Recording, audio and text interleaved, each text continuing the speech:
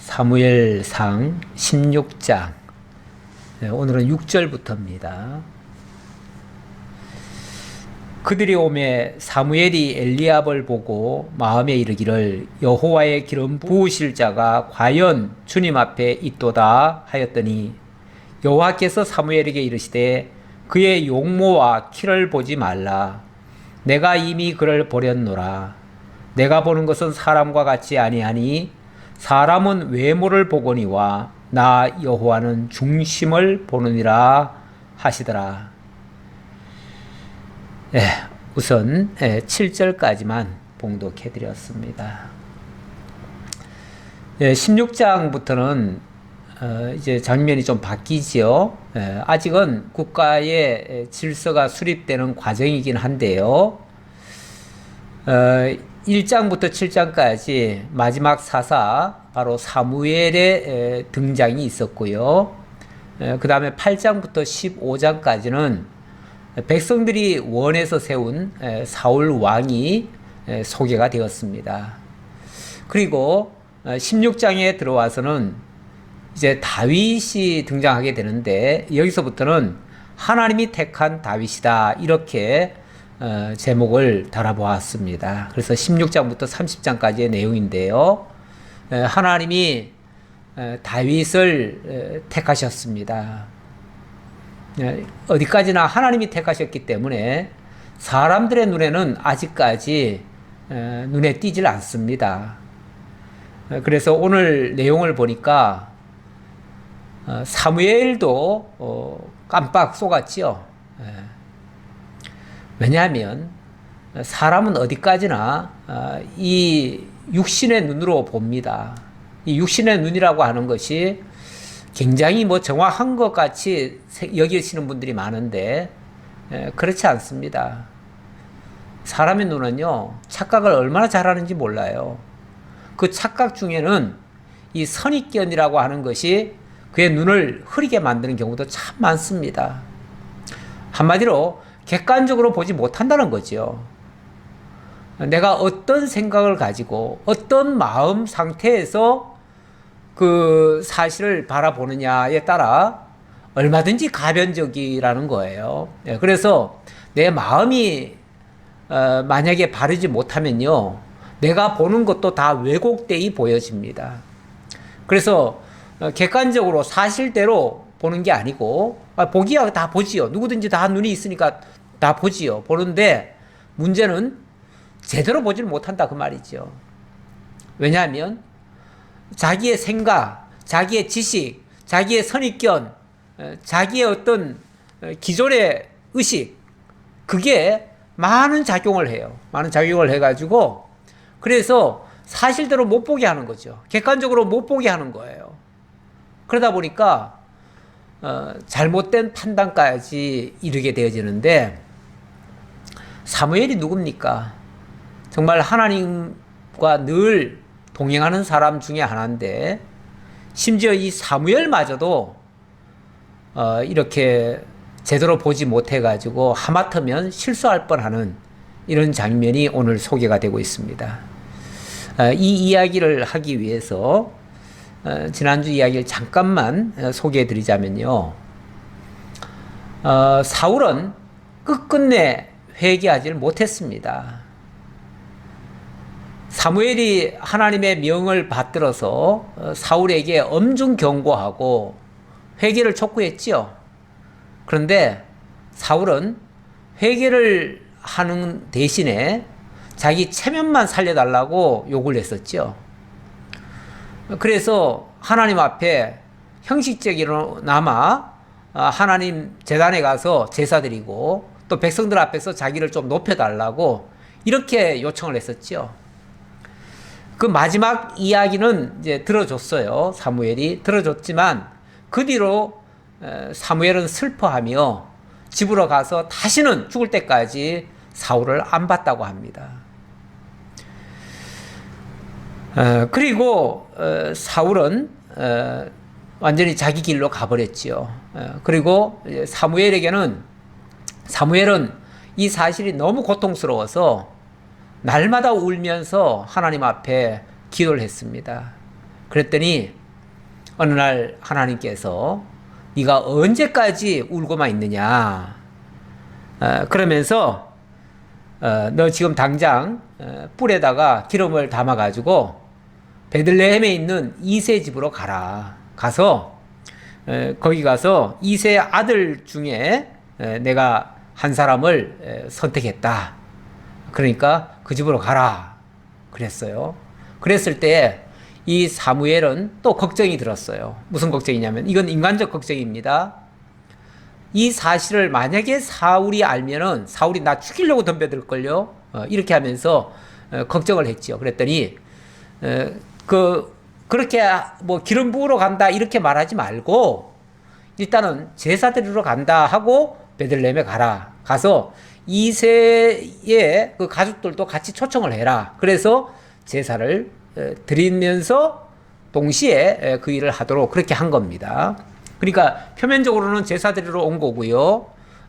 또 내면적으로는 기름 붓기 위한 다음 왕이 될 사람에게 기름 붓기 위한 그런 일인데 겉으로는 그게 왕에게 기름 부으러 갔다 그러면은 진짜 사울이 가만 안 두지요. 그러니까 일단 사울을 뭐 이거는 좋게 말하면은 사울에게 알리지 않은 거죠.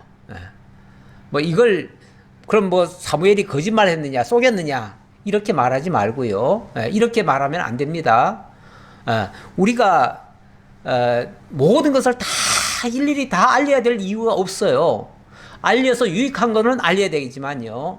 알려서 유익하지 않은 것들은 안 알리는 것도 덕스러운 겁니다. 때때로 그래서 너무 말이 많고요. 너무 쓸데없는 말까지 해버리면요.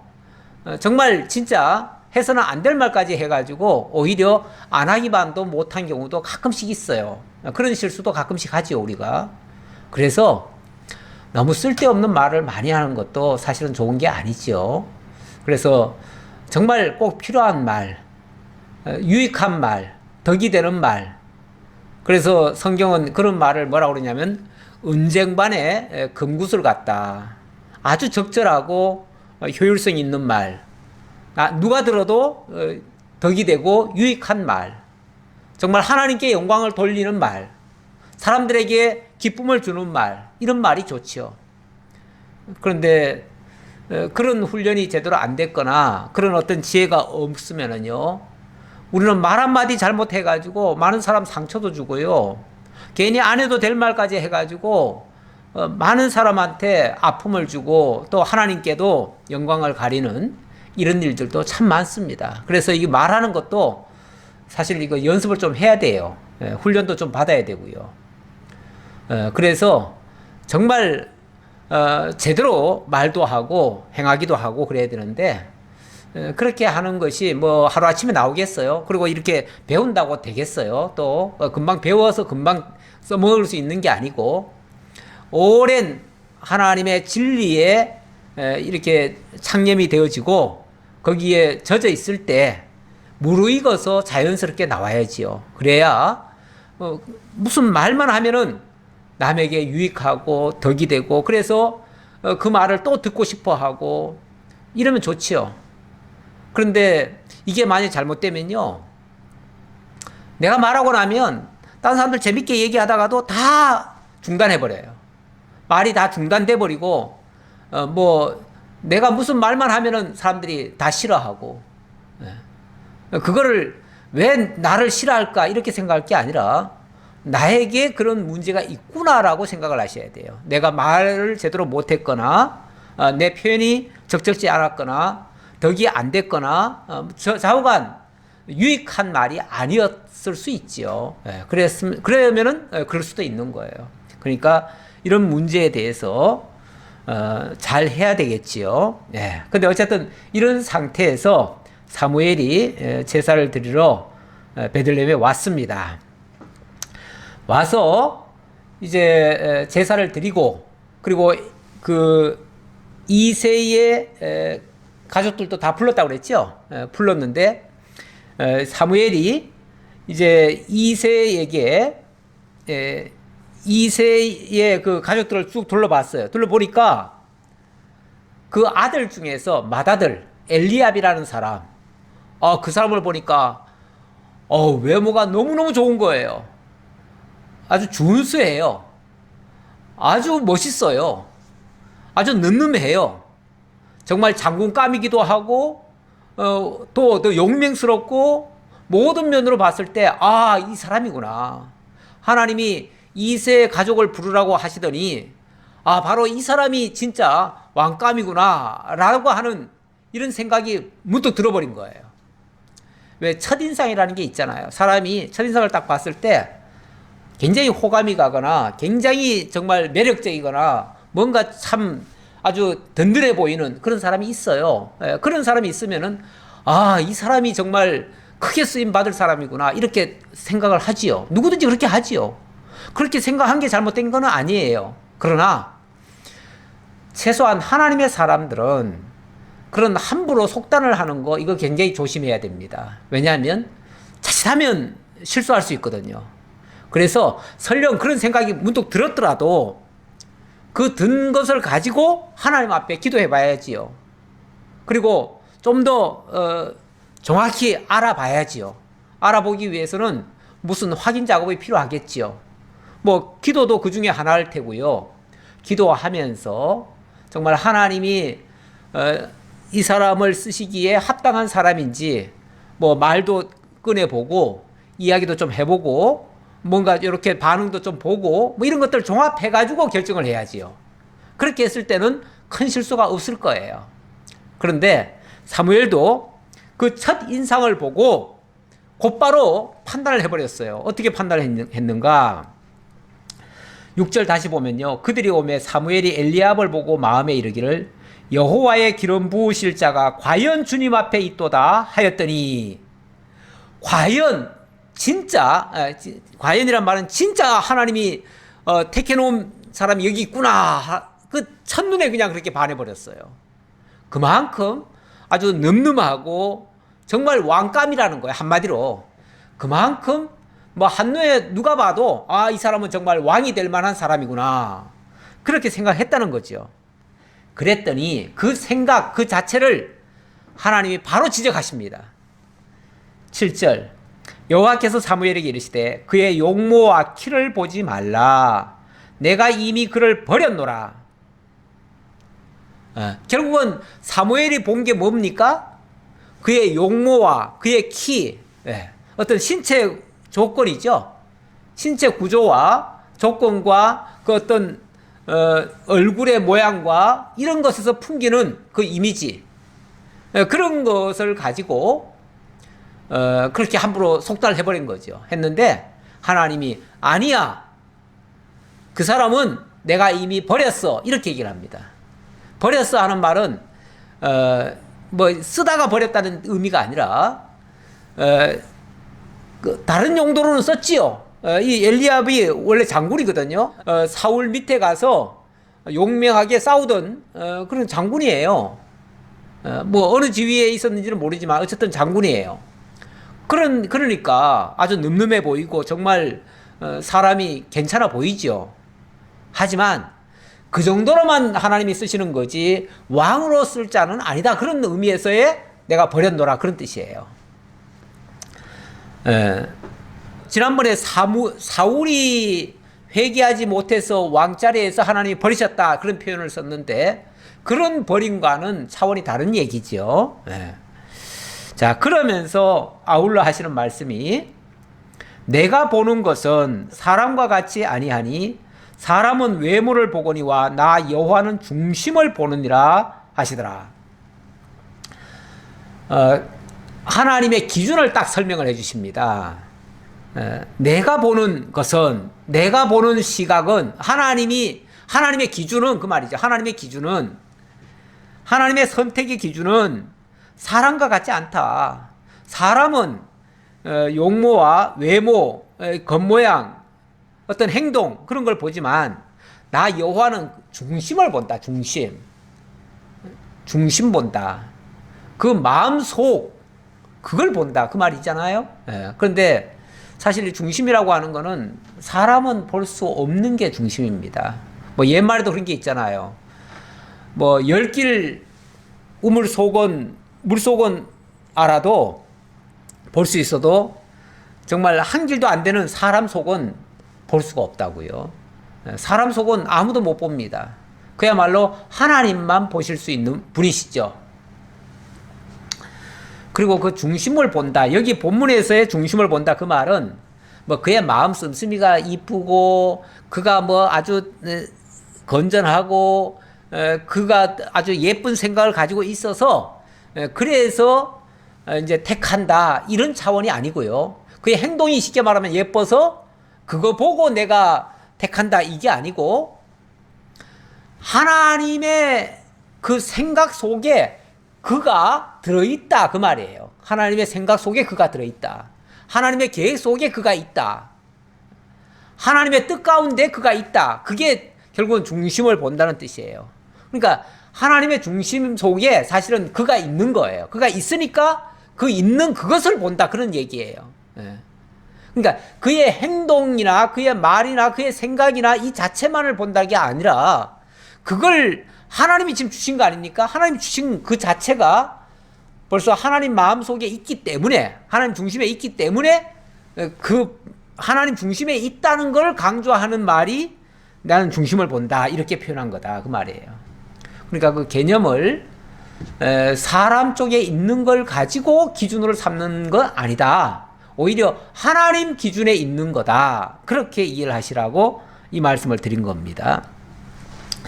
자, 하나님이 이렇게 말씀하시니까 아무래도 저 엘리압은 아니구나. 첫째 아들은 아니구나. 이렇게 생각한 거지요. 그랬더니 이새가 아비나답을 불러 사무엘 앞을 지나가게 하매 사무엘이 이르되 이도 여호와께서 택하지 아니하셨느니라 하니 그러니까 이제 이새가 쉽게 말하면 자기 아들들 소개하는 거예요. 사무엘님, 선자님, 이 아들이 제 첫 아들입니다 하고서 제일 처음에 엘리압을 보냈지요. 이렇게 지나가면서 소개했지요. 그랬을 때 와, 이 사람이구나 했는데 하나님이 아니라 하니까 그러면 조금 더 기다려 봐야 되겠다 하고 있는데 두 번째 아비나답 얘가 내 둘째입니다 하고 또 소개를 한 거예요. 그러니까 하나님이 그도 아니다.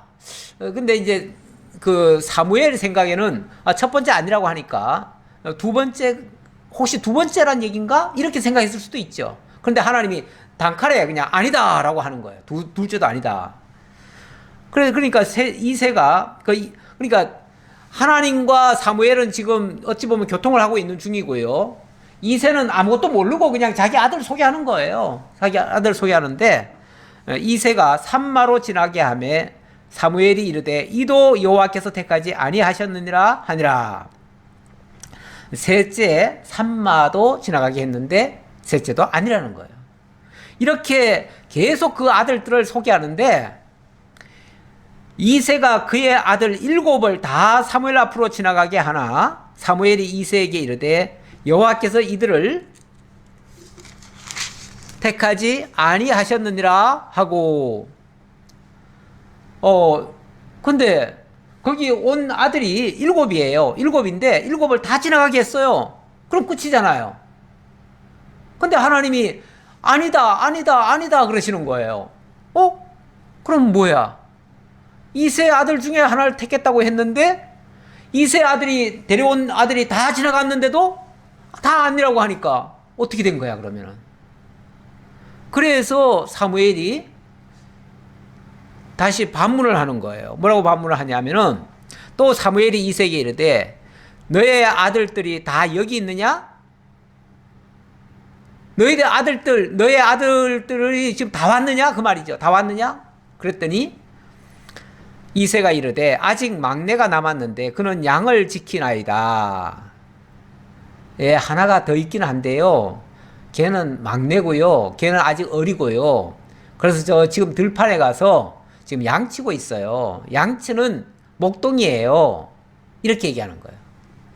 아버지가 이 말을 하는 것은 그를 어찌 보면 굉장히 무시하고 있는 투로 얘기하는 거예요.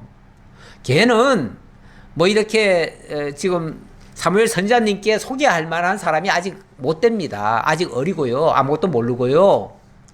왜 그러잖아요. 그 집에서도 부모들이 뭐 큰아들이나 좀 잘 나가는 사회적으로 좀 출세한 아들이 있으면은 막 소개하고 싶어 하고요. 또 별로 그렇게 뭐 활동도 못하고 집에 처박혀 있거나 아무것도 못하는 것 같이 현재는 뭘 배우고 있지만은 자기가 봤을 때 에이, 쟤는 뭐 그렇게 잘 못할 것 같다 이렇게 생각하는 사람이 있으면은 굳이 남에게 소개하려고 하질 않지요. 그래서 그 마음 속에 이미 그 부모가 그 자식은 별로다라고 이미 생각을 하고 있는 중이에요. 다윗에 대해서는 아직까지 그렇게 좋은 점을 아직까지 잘 못 찾은 것 같아요. 왜냐하면 다른 아들들은 다 지금 장성해가지고 지금 장군으로 나가서 지금 활동하고 있잖아요. 쉽게 말하면 사회생활을 지금 다 잘하고 있어요. 다 잘하고 있으니까 다 소개한 거고, 막내 하나는 아무것도 할 게 없으니까 저 들판에 가서 그냥 양치는 목동으로만 하고 있다 그 말이에요. 그러니까 얼마나 무시를 지금 하고 있는 거겠어요. 네. 그러니까 사무엘이 이새에게 이르되 사람을 보내어 그를 데려오라. 그가 여기 오기까지는 우리가 식사자리에 앉지 아니하겠노라. 어찌 보면 사무엘로서는 아주 굉장히 단호한 말을 해주는 거예요.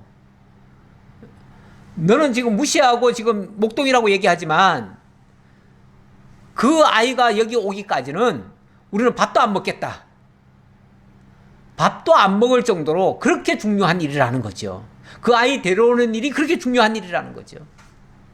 전에 우리 창세기 배울 때 아브라함의 그 노종이 자기 일을 다 진술하기 전에는 밥을 먹지 않겠다. 이렇게 말한 적이 있었죠.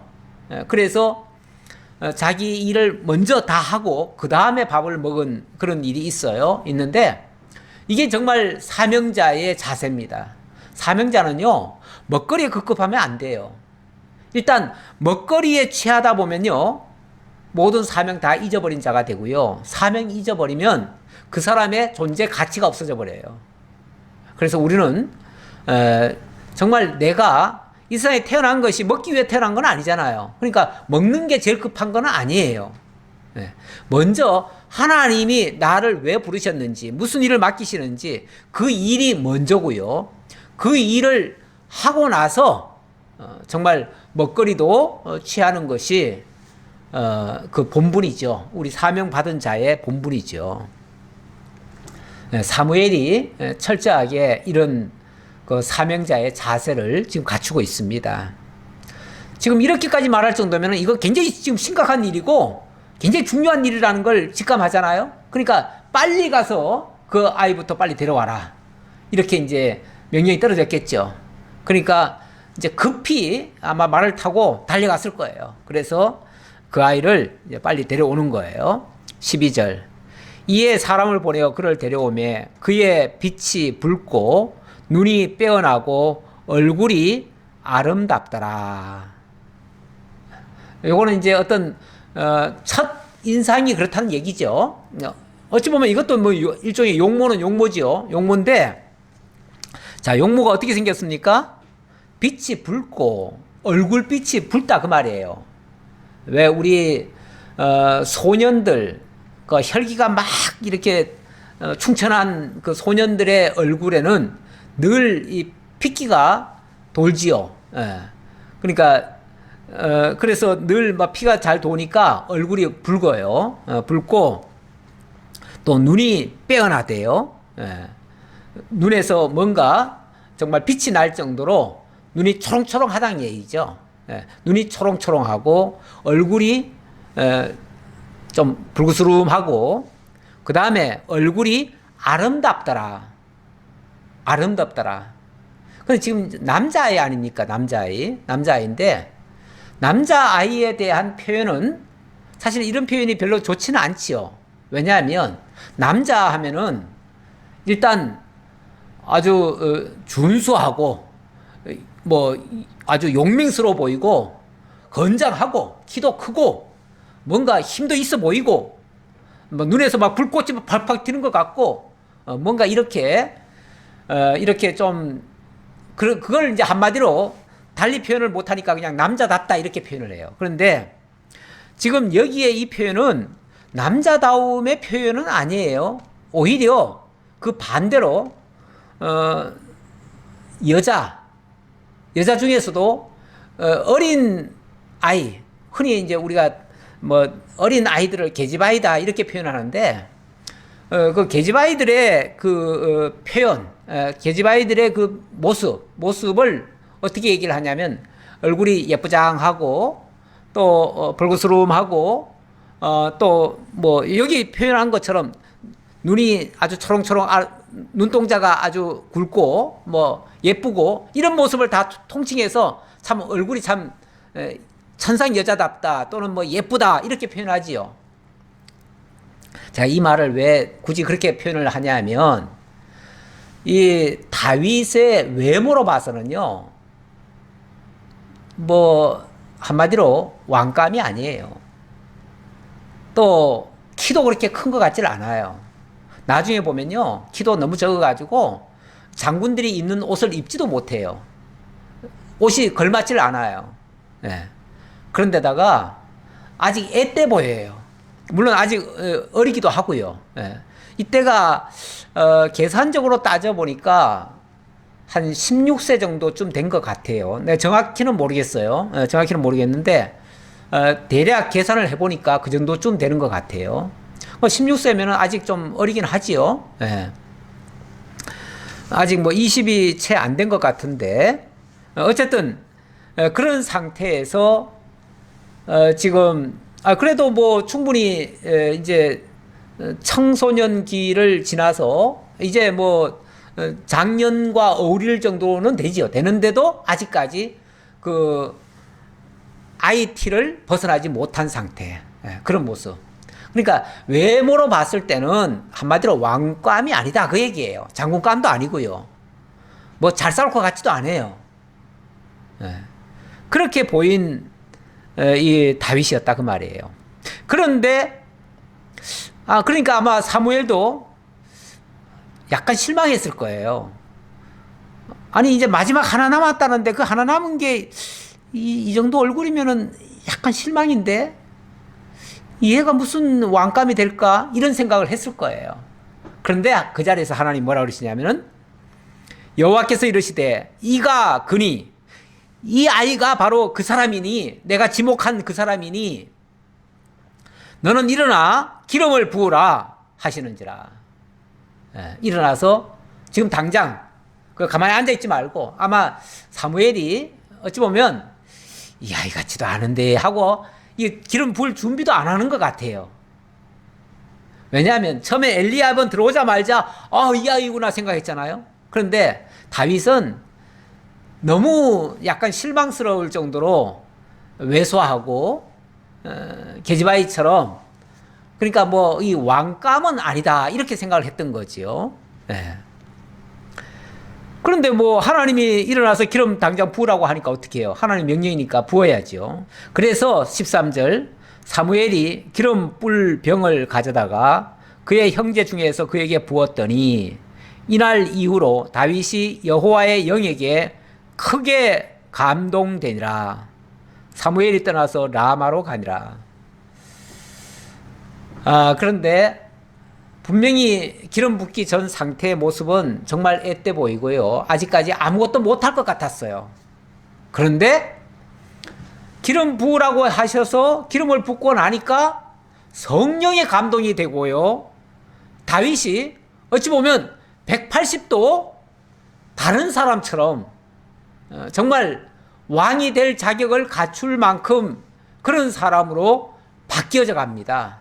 다시 말하면 그에게서 엄청난 능력들이 나오기 시작하는 거죠. 엄청난 능력들이. 이제 앞으로 어떻게 나올지는 이제 두고 봐야 되는데, 그러니까 이 다윗의 그 용맹스러움이나 위대함이나 이런 모든 것들은 다윗 그 자체가 그 자신이 정말 위대해서가 아니라 성령의 기름 부음이 그로 하여금 그 능력을 발휘하도록 만드는 거죠. 이렇게 됐다고 봐야지요.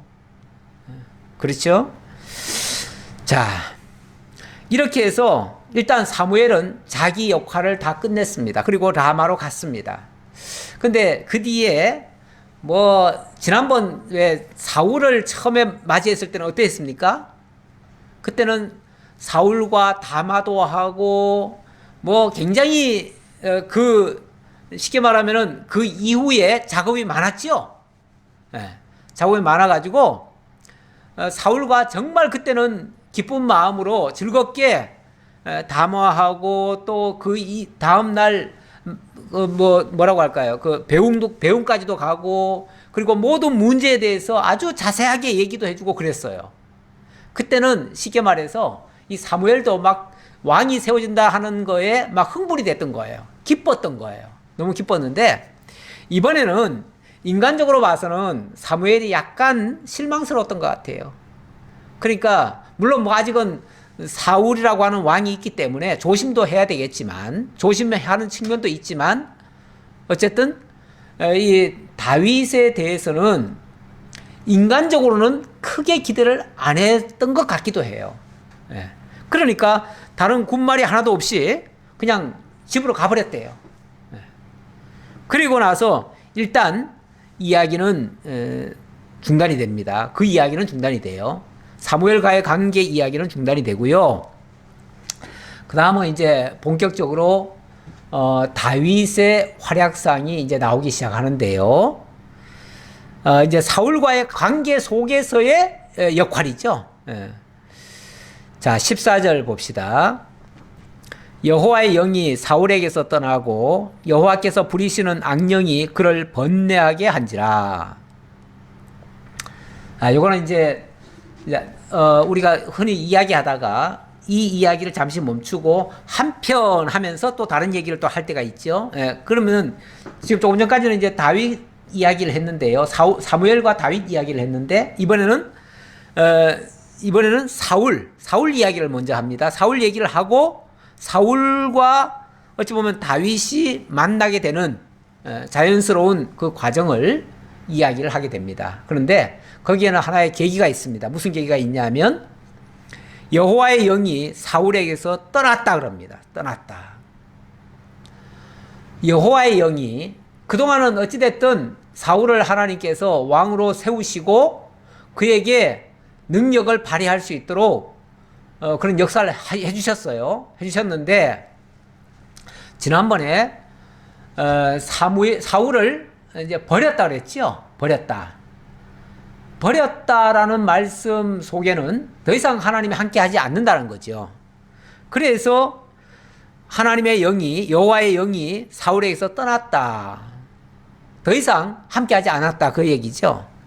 그러니까 그 빈자리 하나님의 영이 역사하던 그 빈자리에 누가 들어가냐 하면은 여호와께서 부리시는 악령이 그를 번뇌하게 한지라.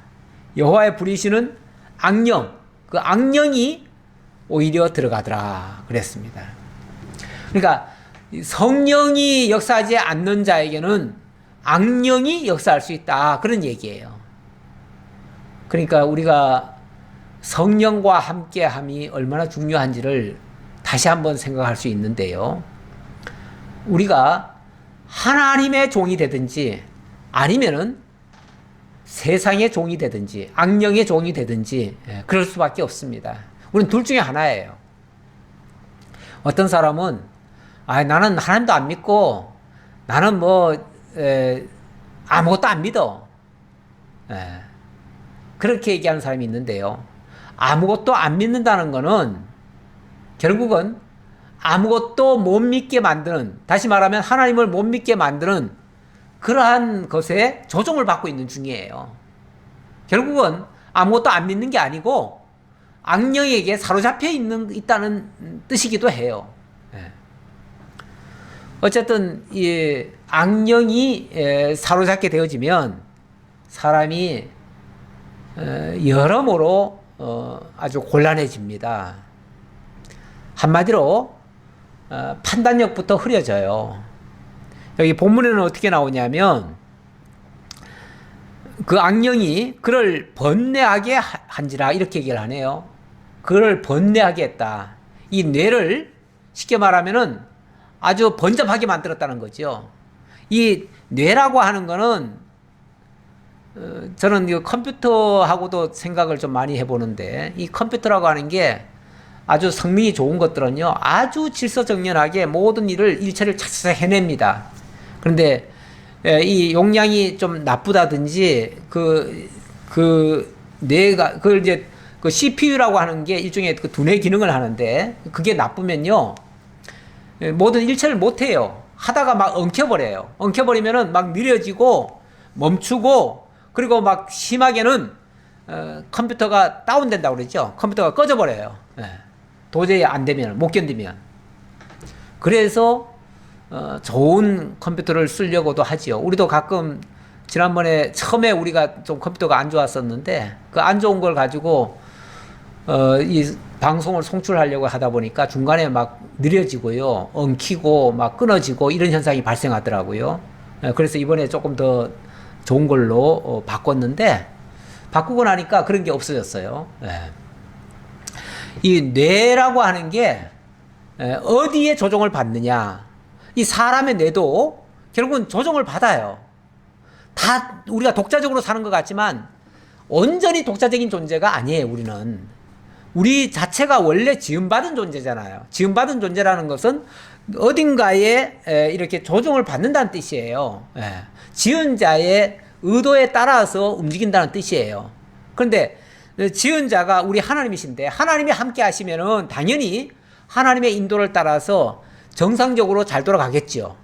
근데 하나님의 인도를 받지 못하면은, 결국 하나님이 버리시면은 그거는 그냥 쉽게 말하면 내팽개 쳐진 거예요. 내팽개 쳐지니까 그 자리를 누가 들어가냐면 악령이 들어간다, 그 말이에요. 악령이 들어간다. 그런데 여기 본문에 보니까 그 악령조차도 여호와께서 부리시는 악령, 이렇게 얘기하네요. 여호와께서 부리시는 악령이래요. 참 성경에 이런 말은 참 일반적으로 이해하기에는 좀 어려운 말이에요. 왜냐하면 일반적으로는 선신과 악신, 이 선신은 이 세상을 창조하시고 이 세상을 아름답게 만들어 가시는 우리 하나님이시죠. 하나님이신데, 악신은 하나님이 이렇게 아름답게 하시려는 모든 역사를 회방 놓고 대적하고, 그래서 하나님과 더불어서 싸우려고 덤비는 대적자, 한마디로 싸움꾼, 이런 존재를 악신이라고 그럽니다. 악신이라고 일반적으로 생각할 때 그렇다, 그 말이에요. 그러다 보니까 선신과 악신은 늘 대적관계예요. 대적관계. 근데 거기서 하나의 의문이 생겨요. 무슨 의문이냐면, 그러면 만약에 선신과 악신이 계속 싸우고 있다면, 선신이 만약에 이기면은 세상은 아름답게 변할 것이고, 악신이 이기면은 세상은 어지럽게 될 것 같은데, 세상은 가면 갈수록 복잡하고 뭔가 꼬이는 것 같고 어지러울 정도로 아주 혼란스럽고, 사실은 흉포화되어지고 안 좋은 일들이 더 많아요. 가면 갈수록 점점 좋은 세상, 물론 뭐 물질 문명 발달로 해가지고 우리가 경제적으로 살기에는 조금 더 나아졌는 건 몰라도, 사람이 그만큼 더 강팍해지고요, 더 사악해지고요, 그런 걸로 봐서는 악신이 오히려 이기고 있는 것 같아요. 선신이 맥을 못 추시는 것 같아요. 세상 것으로만 봐서는. 만약에 그런 논리로 이해하자면은 하나님보다 지금 악신이 더 세다는 얘기가 돼버리잖아요. 그렇게 해석하면 안 되죠. 성경은 그렇게 말하지 않아요. 성경은 오히려 우리 주 하나님이 천지의 대주제시고, 선악간의 모든 것, 어둠도, 하나님은 빛도 짓고 어둠도 짓고, 근데 모든 것을 다 지어서 다 주관하시고 다 다스리시는 분이시다. 그래서 그분을 뭐라고 그러냐면 대주제라고 그래요. 대주제. 모든 것을 다 주관하시고 다스리시는 분, 대주제 하나님. 그러니까 당연히 그 하나님은 악신까지도 다 부리시죠. 그 대표적인 모습이 욥기에 보면 그 악한 영들이 하나님 앞에 와서 보고도 하잖아요. 너희들 어디 다녀왔느냐 그러니까 그 사탄이 하는 말이, 내가 이렇게 두루두루 다니다가 욥을 봤습니다 그랬더니, 내 종 욥이 참 하나님 잘생기고 그러지 그랬더니 막 조롱을 하고 비난을 하고 막 그러잖아요. 예. 그래서 하나님이 그럼 네가 해봐라. 생명 건드리지 말고 네가 해봐라. 그래가지고 하나님이 허락하에 그를 괴롭히죠. 그러니까 이 세상에 괴롭히는 모든 일들, 악한 일들, 그것도 다 하나님의 허락하에 되어지는 일들이다. 그 말이에요. 그런 내용이. 그렇다면 여기 지금 악령이 지금 사울을 번뇌케 하는 것도 하나님이 그렇게 부리셔서 하는 거예요. 다시 말하면 그렇게 허락을 하셔서, 예, 그렇게 하도록 내버려 두셔서 그 악령이 만지는 거예요.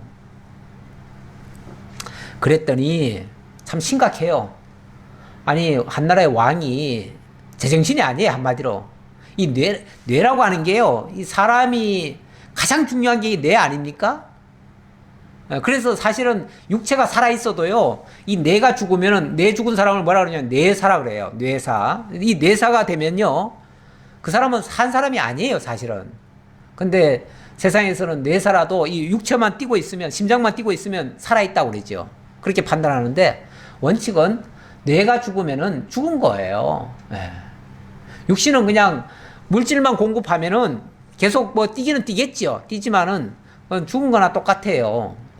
근데 어쨌든 지금 이 번뇌하게 했다, 이 말은 그 뇌가 지금 고장나 버린 거예요. 뇌가 고장나 가지고 정상적인 판단력이 없어요. 지금 한마디로 제정신이 아니에요. 예. 마치 미치광이처럼 행동을 하는 거예요. 예. 그러니까 보다 못해 가지고 사울의 신하들이 그에게 이르되, 보소서, 하나님께서 부리시는 악령이 왕을 번뇌하게 하온즉 원하건대 우리 주께서는 당신 앞에서 모시는 신하들에게 명령하여 수금을 잘 타는 사람을 구하게 하소서. 수금을 잘 타는 사람을 구하게 하소서. 이 수금이라고 하는 건 뭐 일종의 악기죠. 악기인데, 이 기타 같이 치는 그런 악기인데, 이런 악기, 음악이라고 하는 게, 보통 보면은 음악이라고 하는 게, 음악하는 사람들 치고 그렇게 뭐 아주 사악한 사람은 좀 없어요. 왜 그러냐면, 음악은 굉장히 사람의 마음을 위로해줘요. 평안을 줘요. 특히 뭐 그 내용까지 정말 하나님을 찬양하는 그런 내용이라면, 그거는 정말 마음의 평안함을 주지요. 더군다나 이 찬양 속에 하나님에 대한 복음의 내용까지 담아 있으면요, 그거는 음악으로 증거되는 하나님의 말씀인 거예요. 그러니까 만약에 그걸 빙자해서 뭐 하나님 믿는 나라니까 여기는, 그러니까 그 음악을 통해서 하나님의 메시지가 만약에 전달이 되어진다면 평안이 오지요. 기쁨이 오지요. 그래서 어지럽던 뇌가 정돈이 되죠. 정돈이. 그런 차원에서의 수금을 탄다, 그런 의미입니다. 근데 이것도 또 오해를 해가지고 어지럽고 힘들고 하시는 분들 무조건 뭐 찬송만 들으면은 다 치료되는 것처럼, 그렇게 하시는 분들도 있는데, 뭐 그런 차원은 아닌 것 같고요. 어쨌든 좀 도움은 되겠죠. 뭐 옛날에 무슨 약도 뚜렷이 없고요, 다른 어떤 방법이 없잖아요. 없을 때 그나마 유일하게 할 수 있는 방법이 수금을 잘 타는 자로 하여금 하나님을 찬양함으로써 하나님의 역사가 그 말씀을 통해서 이루어지도록 하기 위해서 아마 이 방법을 찾은 것 같아요. 자, 그러면서 하나님께서 부리시는 악령이 왕에게 이를 때에 그가 손으로 타면 왕이 나으시리다 하는지라. 이건 하나의 한 방법이에요. 이게 절대적인 방법은 아니고요, 여러 가지 방법 중에서 그 번뇌한 것을 좀 정돈하는 데에 좀 유익을 준다, 그런 차원으로 이해하시면 되겠습니다. 자, 그렇게 제안을 했더니 사울이 신하에게 이르되, 나를 위하여 잘 타는 사람을 구하여 내게로 데려오라 하니, 소년 중 한 사람이 대답하여 이르되, 내가 베들레헴 사람 이세 아들을 본즉 수금을 탈 줄 알고 용기와 무용과 구변이 있는 준수한 자라. 여호와께서 그와 함께 계시더이다 하더라. 여기 사울 곁에 누가 있었을까요? 누가 이렇게 다윗을 잘 아는 사람이 있어가지고 다윗을 이렇게 청걸했을까요? 뭐 정확히는 알 수 없습니다만은, 사실 그 다윗의 사울 곁에는 누가 있었냐면은 요나단이 있었죠. 요나단이 있었고, 이 요나단은 나중에 이 다윗과 굉장히 아주 친밀한 관계가 되어집니다. 물론 뭐 그 나중에 잘 알게 됐는지는 정확히 모르지만, 어쨌든 선한 사람은요, 선한 사람을 알아봅니다. 알아보고, 그래서 뭔가 통하는 게 있었던 것 같아요. 그래서 다윗에 대해서 이렇게 좋게 생각하고 청구하는 사람이 있었던 것 같아요. 혹시 모르죠. 지난번에 이 또 누굽니까? 그 사무엘이 기름 부었다는 사실, 그걸 혹시라도 만약에 그 사실이 사울에게 직접 알려지면 큰일 나죠. 난리 나죠. 난리 나는데 몰래라도 들은 사람이 있었는지 그거는 모르겠는데, 어쨌든 이렇게 해서 자연스럽게 다윗을 청거하는 이런 장면이 나옵니다. 자, 그랬더니 사울이 이에 전령들을 이새에게 보내어 이르되, 양치는 내 아들 다윗을 내게로 보내라 하매, 이새가 떡과 한 가죽 부대의 포도주와 염소 새끼를 나귀에 실리고 그의 아들 다윗을 시켜 사울에게 보내니. 이게 왕명이잖아요. 왕이 직접 이새에게 쉽게 말하면 편지를 보낸 거예요. 보내가지고 네 아들 그 양치는 그 다윗이라고 하는 아들이 있지, 그 아들 내게로 좀 보내라. 이렇게 직접 왕명이 떨어진 거예요. 왕명이 떨어지니까 이 왕명이 떨어지면 뭐 벌벌 기지요. 모든 사람들이 벌벌 기니까 일단 무슨 일인지는 잘 모르겠는데, 왕이 부른다고 하니 그냥 빈손으로 갈 수는 없고, 그래서 뭔가 왕의 마음을 아주 기쁘게 해드리려고 뭐 떡도 하고 뭐도 하고, 떡과 포도주를 잔뜩 해가지고 염소 새끼에다 실리고 아들로 하여금 이제 데리고 가도록 그렇게 했어요. 그랬더니 21절, 다윗이 사울에게 이르러 그 앞에 모셔서매 사울이 그를 크게 사랑하여 자기의 무기를 드는 자로 삼고. 일단은 보니까 지난번의 모습은 사실 어떻게 생겼다 그랬습니까? 앞에서의 그 표현에 의하면은 예쁘장하게 생겼다고 그랬죠? 예쁘장하게 생겼다. 그랬는데 이번에 소개에서는 약간 모습이 다르네요. 용기와 무용과 구변이 있는 준수한 자다, 이렇게 표현을 하네요. 아마 이 기름 붓고 나서요, 이 다윗의 모습이 좀 바뀌었을 수도 있어요. 이제 세월이 조금 더 지났겠죠. 이게 우리 성경에는 바로바로 이렇게 기록된 것 같지만, 그래서 바로 이어진 사건 같지만은요, 사실은 이거는 간격이 좀 있어요. 간격이 좀 있고, 얼마간, 그게 몇 년이 지났을 수도 있고요, 사실은. 그래서 얼마간 지난 다음에 이런 일이 있었다, 이렇게도 볼 수 있습니다. 그러니까 그동안에 이 다윗의 모습이 외모도 좀 더 성장해가지고, 이제 용기와 무용과 이런 것들까지 갖춘 그런 모습. 무용이란 말은 아주 용맹스럽게 싸움도 할 수 있는 사람이라는 뜻이잖아요. 거기다가 용기라고 하는 건 아주 뭐 그 배짱이 있고 사람이 이렇게 된 거예요. 그러니까 지난번에 그 모습과는 좀 다른 모습이에요. 그만큼 성령이 감동한 이후에 이 다윗의 모습은 어찌 보면 더 준수하게 이렇게 좀 바뀌었다, 이렇게도 볼 수 있습니다. 육신적으로는 그만큼 더 성장했다고도 볼 수 있고요. 자, 그렇게 해서 사울의 일단 마음에 들었어요. 마음에 들어서 사울이, 야, 너 오늘부터 내 곁에 있어라. 그래서 내가 필요하면 무기도 갖다 주고, 쉽게 말하면 바로 옆에다 놓고, 왜냐면 일단 수금을 잘 탄다고 하니까, 수금 타면서 마음을 편안하게 하니까 그게 또 기뻤잖아요. 그러니까 멀리 보내면 안 되죠. 그런 친구는 항상 내 곁에 있으면서 항상 나를 기쁘게 해줘야지요. 그러니까 너 지금부터 내가 너 잔심 부르면 다 너한테 시킬 테니까, 내 무기 드는 자로 내가 삼을 테니까, 무기 드는 자로 삼는다는 말은 모든 자비를 다 너한테 맡기겠다, 그 소리예요. 그러니까 네가 내 곁에서 모든 걸 다 해달라, 그런 얘기죠. 자, 그렇게 하고 나서 23절, 여호와께서 부리시는 악령이 사울에게 이를 때에 다윗이 수금을 들고 와서 손으로 탄즉 사울이 상쾌하여 낫고 악령이 그에게서 떠나더라. 사실 막 머리가 복잡해지고요, 어지러워지고 이러면 얼마나 고통스럽겠어요.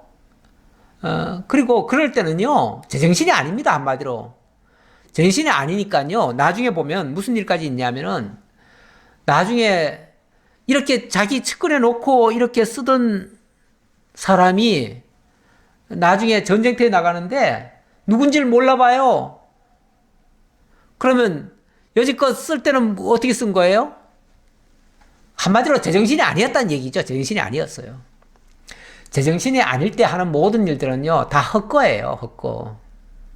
전에 어떤 분, 제가 신방을 좀 다녔잖아요.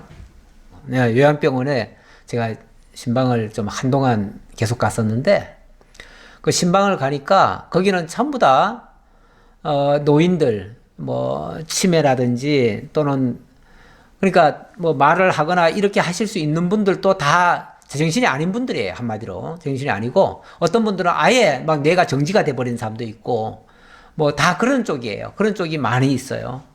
그러다 보니까 제가 예를 들어서 제가 말씀을 전해요. 말씀을 전하면은 참 말씀 일단 듣고는 기뻐해요. 근데 잠시 후면요, 무슨 소리 들었는지 몰라요.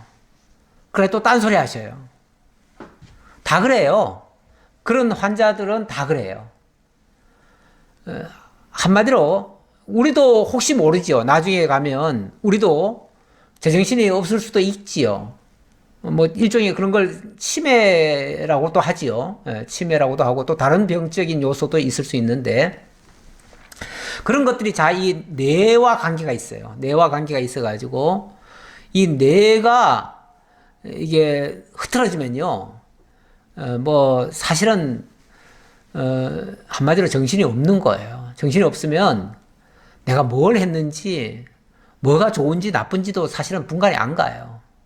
그런데 그래도 말씀을 들을 때는 조금 낫고요. 말씀이 없으면요, 아예 그냥 딴 사람이 돼버리고요. 이렇게 되지요. 어쨌든 우리는 정말 하나님의 영이 함께하는, 하나님과 동행하는, 하나님의 인도함을 받는 정말 그런 사람이 돼야 됩니다. 그래서 육신은 우리가 다 쇠퇴합니다. 우리가 어차피 세월 지나면요, 이 육신은 다 낡아지고 쇠하해지고 다 무감각해지고 그래요. 그런데 누가 그랬나요? 사도 바울이 그랬나요? 우리의 육신은 다 낡아지고 쇠하해지고 그런다고요. 하지만 속사람은 날로 새로워진다, 이런 표현을 했습니다. 그게 더 중요하죠. 이 겉사람 낡아지는 거는 아까워할 게 아니에요. 이거는 뭐 물론 우리가 건강을 지키는 건 중요해요. 건강 지키는 것도 필요한데 그게 우리의 목표가 될 수는 없지요.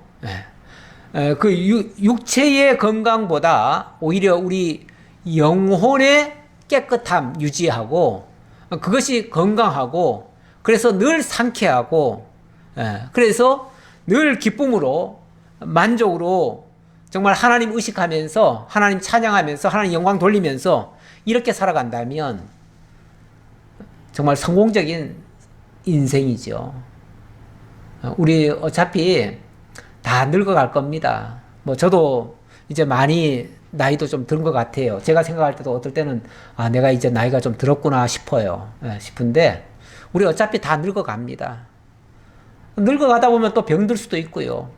병들다 보면은 뭐 여기저기 어지럽고 막 뭐 정신없고 그럴 때도 있는데 설령 그러더라도 우리가 하나님과의 관계를 끊지 않고 그 말씀에 늘 창념하고 정말 하나님과 동행하기를 바라고 이렇게 하면요, 아마 겉사람은 낡아도 속사람은 날마다 새로워지지 않겠는가, 그렇게 생각이 듭니다. 우리 함께 우리 성리로교회 성도님들 모두가 다 정말 속사람 굳건히 지켜가시며 하나님 찬양하는 거 멈추지 마시고, 그래서 늘 성령과 동행하며 하나님의 인도 따라 하나님의 말씀과 더불어 거룩하고 의로운 생활로 굳건히 살아가시는, 그래서 정말 마지막 숨을 거두는 그날까지도 하나님과 더불어 기쁨으로 찬양 돌리고 영광 돌리는 그러한 삶으로 마감이 되기를 우리 모두 기원하면서 기도하겠습니다. 아버지 하나님 감사합니다. 오늘도 저희들 사울의 참 비참해진 모습과 또 하나님이 세우시는 새로운 사람 다윗의 모습을 비교적으로 또 살펴보았습니다. 성령이 함께 하시는 다윗은 점점 더 용맹해지고 또 준수해지고 또 하나님 보시기에 아름답게 그렇게 성장해 갔지만은 하나님이 떠나버리신 사울은 악령이 들어서 번뇌하게 되어졌다는 이런 말씀을 들었습니다. 아버지 하나님, 어떤 경우에도 사울 같은 어리석은 행동하지 않게 하시고 하나님 말씀을 멀리하는 어리석음을 범치 않게 하시고 또 잘못을 하고도 회개할 줄 몰라서 버려지는 이런 안타까운 일들 우리들 중에서는 한 사람도 없게 하시고 모든 성도들이 다 주님의 은혜 가운데서 주님 오라고 하는 그날까지 강건하고 온전케 바르게 세워져 갈 수 있도록 역사해 주옵소서. 우리 성리로교회 주님께서 지켜주시기를 간절히 바라옵고 예수 그리스도의 이름으로 기도하옵나이다. 아멘.